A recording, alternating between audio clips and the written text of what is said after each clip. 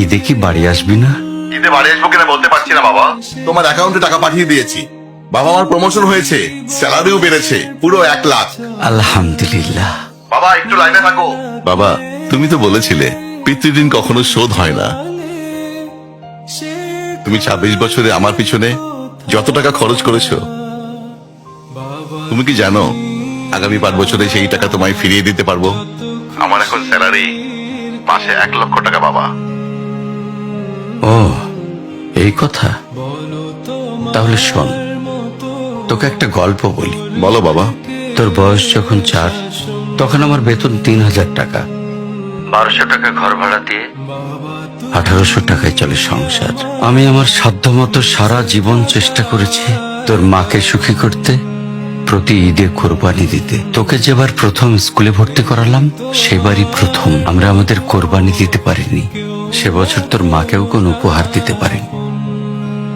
তুই যখন ভার্সিটিতে উঠলি, আমাদের অবস্থা তখন মোটামুটি ভালো, কিন্তু খুব কষ্ট হয়ে গিয়েছিল যখন আমার ট্রান্সফার হয়। রোজ রোজ বাসে চড়ে, পায়ে হেঁটে, ঘামে ভিজে খুব দুর্বিষহ লাগছিল।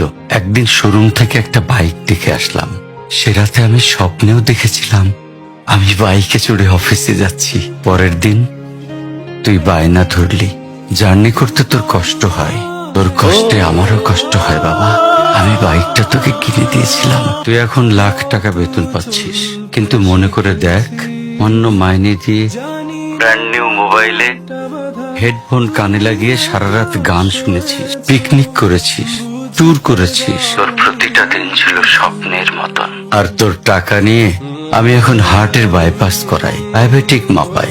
জানিস বাবা, ওর মাছ খাওয়া নিষেধ, মাংস খাওয়া নিষেধ। কি করে এত টাকা খরচ করি বল?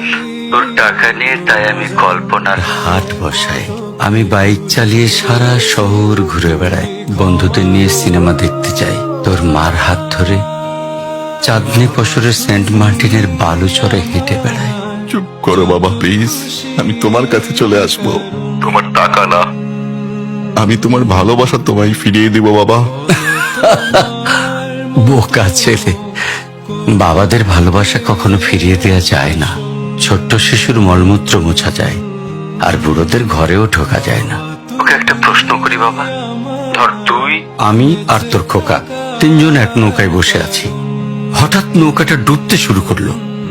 যে কোনো একজনকে তুই বাঁচাতে পারবি, কাকে বাঁচাবি? থাক, উত্তর দিতে হবে না। ছেলেরা বাবা হয়, বাবারা কখনো ছেলে হতে পারে না। পৃথিবীতে সবচেয়ে ভারী জিনিস কি জানিস? পিতার কাঁধে পুত্রের লাশ।